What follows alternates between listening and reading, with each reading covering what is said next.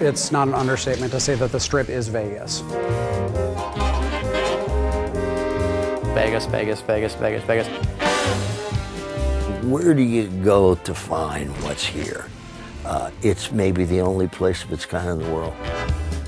When you get to Las Vegas Boulevard and you look down the street, you have to say, I'm in Vegas. And so that's very, very important for us. Getting that look right was very important for us. I think the Strip is going to be the thing for me. It's where we put the most amount of work in terms of design. The scope and scale of the Strip is just something new. I mean, it's huge.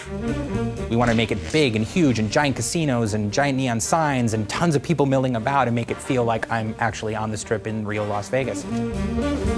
What we wanted to do was make sure that we captured a lot of the elements of Vegas that people today in the real world are excited about and appreciate, but at the same time make sure it had that 1950s sci-fi sensibility about it. You know, that idea of recreating the spirit of classic Vegas, because that's also more of a Fallout style.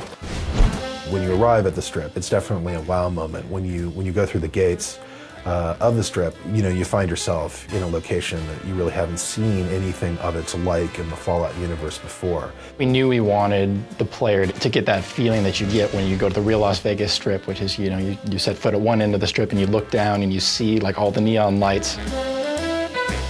It's about kind of bringing that feeling back of those big signs that say, you know, Dean Martin and Sinatra, you know, playing and things like that.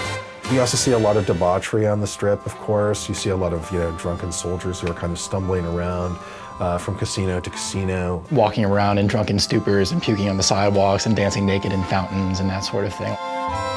Securitron robots will roll out of there and patrol the Strip quietly, just day in and day out. So if you show any iron on the streets or start shooting, those guys will take you out.